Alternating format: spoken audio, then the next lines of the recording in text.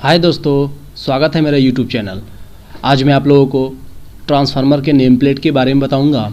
ये जो आपको नेम प्लेट दिख रहा है, ये जो नेम प्लेट है वो डिस्ट्रीब्यूशन ट्रांसफार्मर का है, जो कि 3 फेस का है। तो इसके बारे में जानेंगे कि क्या क्या चीज़ें इसमें दी हुई रहती है, और हम लोग ये भी सीखेंगे कि कैसे हम लोग ट्रांसफार्मर की रेटिंग कैसे निकालते हैं। जैसे कि यहाँ पर KVA दिया हुआ 25 KVA का ये ट्रांसफार्मर का नेम प्लेट है, उसे कैसे निकालेंगे, या आपको प्राइमरी साइड का अगर आपको करंट निकालना हो या आपका वोल्टेज निकालना हो कितना आता है, वो सारी चीज़ भी आपको क्लियर हो जाएगी। चलिए दोस्तों, सबसे पहले हम लोग ये जानते हैं ट्रांसफार्मर होता क्या है, उसके बाद हम लोग वीडियो को स्टार्ट करेंगे अच्छे से।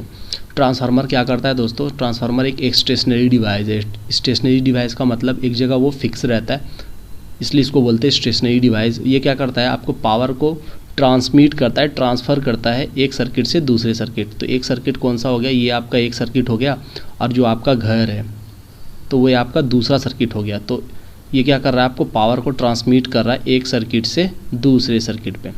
ये हो गया ट्रांसफार्मर का काम। ठीक है, चलिए अब हम लोग क्या देखेंगे। ट्रांसफार्मर में आपने पढ़ा होगा 2 तरह का वाइंडिंग होती है, प्राइमरी वाइंडिंग और सेकेंडरी वाइंडिंग। ठीक है, तो ये प्राइमरी साइड है। प्राइमरी साइड में कौन सा आ गया? जहाँ से आप इनपुट देते हो। तो इनपुट डिस्ट्रीब्यूशन ट्रांसफार्मर, अगर कोई सा भी कितने भी केवी का ट्रांसफार्मर हो डिस्ट्रीब्यूशन ट्रांसफार्मर, तो हम लोग इनपुट जो देते हैं वो कितना देते हैं? 11,000 वोल्ट देते हैं। ठीक है, तो इस साइड को, प्राइमरी वाले साइड को हम लोग क्या बोलते हैं? High voltage side. ठीक है, इधर जितना भी आएगा आपका जो इनपुट देंगे हम लोग कितना देंगे? 11,000 वोल्ट, तो इसको बोलेंगे हाई वोल्टेज साइड। ठीक है, और जिधर से आपका आउटपुट मिलता है, जैसे कि इस ट्रांसफार्मर के अकॉर्डिंग, जो नेम प्लेट के अकॉर्डिंग आपका 433 वोल्ट आउटपुट दे रहा है। ये दिखा रहा हूँ मैं आपको, ये देखिए, ये आपका क्या है? KVA 25 KV का ट्रांसफार्मर है, और आपका जो वोल्टेज है HV साइड का दिया है 11,000, मतलब 11 KV में दिया है, तो 11 KV हो गया आपका। और इसका लो वोल्टेज साइड कितना है? 433 वोल्ट। तो 11,000 आपका हाई वोल्टेज साइड कितना हो गया? 11,000 वोल्ट। और आपका सेकेंडरी साइड मतलब लो वोल्टेज साइड आपका हो गया 433। ठीक है, यहाँ पर मैंने लिख दिया है इनपुट में। इनपुट साइड जहाँ पर आपका हाई वोल्टेज साइड है वो 11,000 वोल्ट है, और आउटपुट में आपका 433 वोल्ट।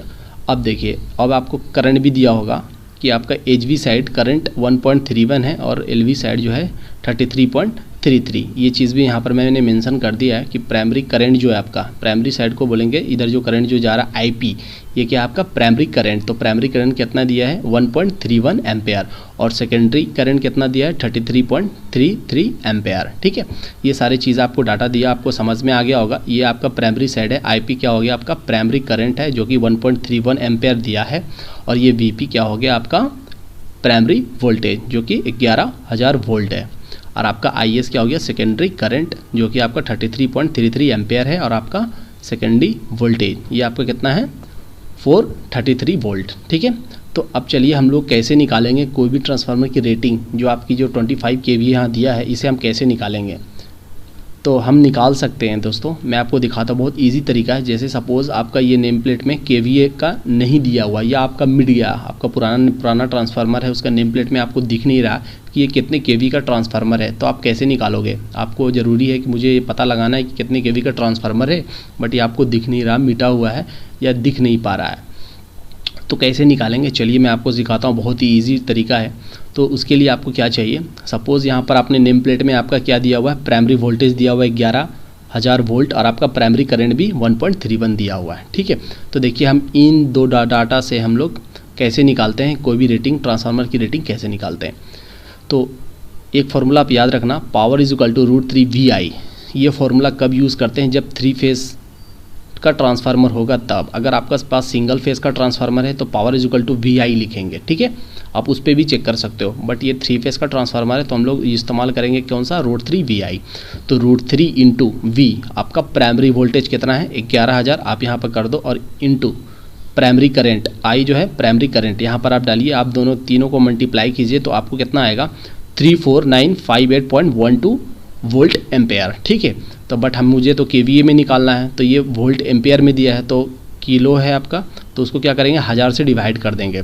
ठीक है, तो आपका KVA में निकल जाएगा। ये वोल्ट एम्पेयर में दिया है, KVA में निकालने के लिए क्या करेंगे? इस डाटा को 1000 से डिवाइड करेंगे, तो आपका कितना आ रहा है? 24.94। तो ये अप्रॉक्सीमेट कितना आ रहा है आपका? 25 KVA का ट्रांसफार्मर है। आप ऐसे निकाल सकते हो। उसके लिए आपको क्या चाहिए, प्राइमरी वोल्टेज, प्राइमरी करंट, ठीक है। प्राइमरी वोल्टेज ये आपका देखिए ये पता चल जाना चाहिए आपको HV 11 kV, और आपको क्या चाहिए ये वाला, ठीक है। इसकी इन दोनों के हेल्प से ही आप निकाल सकते हो। या आप सेकेंडरी साइड का भी अगर आपको वोल्टेज पता है, करंट पता है उस साइड का भी, तो भी आप निकाल सकते हो इस फॉर्मूला से। Power is equal to √3 VI, यहाँ पर भी आप पुट कर दो, आपको अप्रॉक्सीमेटली 25 kVA आ जाएगा। आप देख लो, कैलकुलेट करके देख सकते हो, आसानी से निकल जाएगा। सपोज़ आपको रेटिंग पता है बट आपको जानना है कि HV साइड का करंट कितना होगा या LV साइड का करंट कितना होगा, तब आप कैसे निकालोगे। सपोज़ इस क्वेश्चन में देखते हैं, सपोज़ आपको पता है कि एक डिस्ट्रीब्यूशन ट्रांसफार्मर है, आपको पता है कि 25 kVA का ट्रांसफार्मर है, ठीक है। और आपको पता है कि जो भी ट्रांसफार्मर डिस्ट्रीब्यूशन ट्रांसफार्मर वहाँ पे इनपुट कितना देंगे, 11,000 वोल्ट। तो आपको एक डाटा मिल गया, 11,000 वोल्ट प्राइमरी वोल्टेज मिल गया, और आपको पावर मिल गया कि 25 kVA का ट्रांसफार्मर है। तो आप इसी फॉर्मूले की हेल्प से निकाल सकते हो। Power is equal to 25 kVA लिख देना, इज इक्वल टू √3 और उसके बाद VI, ठीक है। तो आप क्या करोगे, √3 लिख दिए और वोल्टेज आप 11,000 कर दोगे, और I आपको निकालना है कि प्राइमरी करंट कितना है। तो यहाँ से आप फाइंड आउट कर सकते हो ईजिली, ठीक है। चलिए उसके बाद आगे देखते हैं हम लोग, फ्रीक्वेंसी आपका कितना हो गया, 50 हर्ट्ज़। इंडिया में जो यूज़ करते हैं हम लोग 50 हर्ट्ज़ का फ्रीक्वेंसी यूज़ करते हैं। बाकी और भी बहुत सारे कंट्री है जहाँ 60 हर्ट्ज़ यूज़ करते हैं, उसको उसी तरीक़ा से डिज़ाइन किया गया। इसलिए यहाँ पर एक वेक्टर ग्रुप है DYN11 आपका लिखा होगा। तो ये चीज़ क्या है, वेक्टर ग्रुप। आप कॉलेज टाइम पढ़े होगे वेक्टर ग्रुप। तो वेक्टर ग्रुप ये बता रहा है कि आपका कनेक्शन जो है, ट्रांसफार्मर का जो कनेक्शन है, हाई वोल्टेज वाइंडिंग और लो वोल्टेज वाइंडिंग, वो किस टाइप का कनेक्शन में है, स्टार में है कि डेल्टा में है, ये आपको बताता है। तो DYNN11 का मतलब क्या हो गया, इसका मतलब ये हुआ कि आपका HV वाइंडिंग जो है वो उसका कनेक्शन कैसा है, डेल्टा है, और आपके LV साइड का जो कनेक्शन है वो कैसा है, स्टार है, ठीक है। तो DYNN का मतलब क्या हो गया, समझ में आ गया। D से हो गया डेल्टा, मतलब HV साइड का जो होगा वो क्या होगा, डेल्टा फॉर्म में कनेक्ट होगा, और आपका LV साइड का होगा स्टार डेल्टा, स्टार कनेक्शन में। तो आपका ये जो है वेक्टर ग्रुप, ये कौन सा लिया है, डेल्टा स्टार कनेक्शन।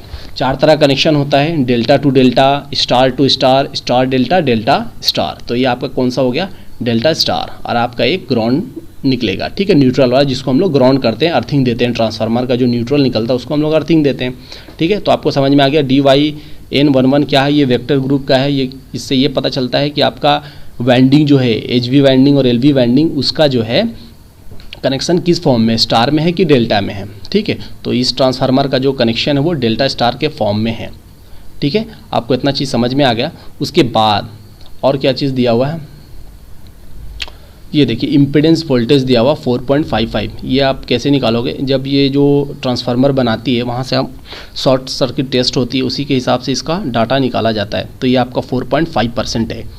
और भी बहुत सारी चीज़ दी रहती है, जैसे कस्टमर, ये किसके लिए, तो ये ट्रांसफार्मर जो है ये किसके लिए ऑर्डर किया गया, ये तो ये झारखंड, जैसे यहाँ पे लिखा हुआ है झारखंड बिजली वितरण निगम के लिए। तो यहाँ पर जैसे यूपी का रहेगा तो यूपी बिजली वितरण निगम, बिहार है तो बिहार लिखा रहेगा, इस टाइप से। उसके बाद ये आपका ऑर्डर डेट वगैरह दिया रहेगा। ये सेम क्या है, ये सेम मतलब ये किस सेम के लिए जा रहा है, DDUGJY। इसका मतलब क्या हो गया, दीन दयाल उपाध्याय ग्रामीण ज्योति योजना, या RGGY, राजीव गांधी वाला, ये हो गया आपका। तो ये कौन सा प्लान है, 12 प्लान लिखा हुआ है इसके लिए। उसके बाद और क्या चीज़ आपके लिए ज़रूरी है, हाँ ये देखिए आपका, अगर क्या कह रहा है, अगर आपका ये ट्रांसफार्मर 25 kV का है, अगर 50% लोड कनेक्ट है तो आपका कितना लॉस हो रहा है, 210 वाट। बट अगर आप ट्रांसफार्मर जो 25 kV ट्रांसफार्मर आपने फुल्ली लोड दे दिया, पूरा लोड आप ट्रांसफार्मर पे डाल दिए, तो कितना लॉस हो रहा है आपका, 695 वाट का लॉसेज जा रहा है। मतलब ये क्या, इसलिए कहा जाता है कि ट्रांसफार्मर में ज़्यादा लोड ना दे, ज़्यादा लोड देंगे तो ज़्यादा लॉसेज होंगे, ज़्यादा लॉसेज होंगे तो ज़्यादा हीट जनरेट होगा, तो आपका वाइंडिंग वगैरह जल सकता है, ट्रांसफार्मर में फॉल्ट आ सकता है। तो इसलिए हम लोग कोशिश करना चाहिए कि जितना रेटिंग का ट्रांसफार्मर है हम लोग कम लोड दें, नॉर्मल लोड लेके चलें, ज़्यादा लोड ओवरलोड ना दे। एक है टाइप ऑफ कूलिंग, जो ट्रांसफार्मर का जो स्ट्रक्चर होगा वो किस टाइप ऑफ कूलिंग के तहत बनाया गया, तो वह क्या है, ONAN। तो ये क्या हो गया, ऑयल, नेचुरल, एयर, नेचुरल। ये चीज़ मैं दिखा रहा हूँ, ये देखिए बहुत तरह के कूलिंग मेथड यूज़ करते हैं, बट यहाँ पर जो है ONAN यूज़ किए हैं, oil, natural, air, natural type का, ठीक है। इसमें आपको देखा, आपने कभी देखा होगा ट्रांसफार्मर में एक पाइप जैसा लगा रहता है साइड में, 4-5 पाइप लगा होगा, इस साइड भी, इस साइड भी। तो ये क्या, इसे क्या बोलते हैं, रेडिएटर बोलते हैं। तो ये आपका कूलिंग का काम आता है, ये आपका सर्कुलेट होता है। तो ये चीज़ क्या होती है, यहाँ पर गैप होती है, तो हवा जब आती है, कूल हवा जो आपका एटमॉस्फेयर में जो हवा है वो कूल है, तो ये आपको इसको कूलिंग करता है, एक तरह का कूलिंग का काम कर रहा है। उसके बाद अब यहाँ पर देखिए आपका क्या दिया हुआ है, टेम्परेचर राइज। तो ऑयल का जो टेम्परेचर लेना है वो कम से कम आपका ज़्यादा से ज़्यादा कितना हो, 35 डिग्री, उससे ज़्यादा ना हो, तो इसकी इंसुलेशन प्रॉपर्टी ख़राब हो सकती है। तो ये 35 डिग्री सेल्सियस, और ये क्या WDG, ये क्या हो गया, ये वाइंडिंग का है, उसका टेम्परेचर दिया है 40 डिग्री। मास ऑफ ऑयल, जो ऑयल में इसमें डलाएगा 25 kVA ट्रांसफार्मर टैंक में, वो है कितना, 66 kg। और टोटल मास देखा जाए ट्रांसफार्मर का तो कितना हो जाएगा, 274। अगर ऑयल का वॉल्यूम देखें केजी में, तो देखा आपने 66 kg है, बट वॉल्यूम में आपका 80 हो गया।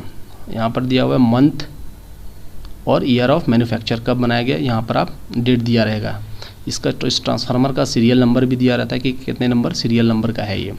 उसके बाद ऑयल में हम लोग देखो, एक चीज़ और मैं बता दूं आपको, जो ट्रांसफार्मर में ऑयल जो डालते हैं, उस ट्रांसफार्मर ऑयल को क्या बोलते हैं, ट्रांसफार्मर ऑयल ही बोलते हैं। ये जो आपका कौन सा ऑयल होता है, ट्रांसफार्मर ऑयल ही होता है। तो ये एक्चुअली ये कहाँ से आता है, ये आपका होता है क्या है, क्रूड पेट्रोलियम ही होता है। ट्रांसफार्मर ऑयल कैसे बनता है, क्रूड ऑयल, क्रूड पेट्रोलियम लेते हैं, उसको क्या करते हैं, फ्रैक्शनल डिस्टिलेशन प्रोसेस से हम लोग ट्रांसफार्मर ऑयल को ऑब्टेन करते हैं, प्राप्त करते हैं। तो जो ट्रांसफार्मर में जो ऑयल जाता है उसको क्या बोलते हैं, ट्रांसफार्मर ऑयल ही बोलते हैं, बट वो एक्चुअली में होता क्या है, क्रूड पेट्रोलियम होता है, जिसको डिस्टिलेशन, फ्रैक्शनल डिस्टिलेशन प्रोसेस से हम लोग ट्रांसफार्मर ऑयल में कन्वर्ट कर देते हैं, या उसका नाम ट्रांसफार्मर ऑयल रखा जाता है। चलिए, आपको अगर समझ में आ गया कि आप कैसे ट्रांसफार्मर की रेटिंग निकालोगे दोस्तों, तो मैंने यहाँ पर दिया है, डाटा दे दिया है, एक नेम प्लेट दिया है, आपको बताना है कि ये कितना KVA का ट्रांसफार्मर है। एक्चुअली ये जो है आपका पावर ट्रांसफार्मर है, तो आपको बताना है, यहाँ से आप डाटा देख लो, आपका सब दिख रहा है, voltage, ampere, HV side, LV side का भी है। तो आप देख के आप मुझे कमेंट बॉक्स में बताओ कि इसका कितना KVA का ये ट्रांसफार्मर है। अगर आपको पूरा वीडियो समझ में आ गया होगा तो आप आसानी से निकाल लोगे कितना KVA का ये ट्रांसफार्मर है। अगर मेरा वीडियो अच्छा लगा हो दोस्तों, तो प्लीज़ मेरे चैनल को लाइक ज़रूर करें और सब्सक्राइब ज़रूर करें। और अब जितने भी आपके इलेक्ट्रिकल्स ग्रुप है, तो उसके साथ भी आप शेयर कर सकते हो। नेक्स्ट वीडियो जो मैं बताऊँगा वो क्वाइल अर्थिंग और पेपर अर्थिंग पे होगा। बेस्ट ऑफ लक दोस्तों, and have a nice day.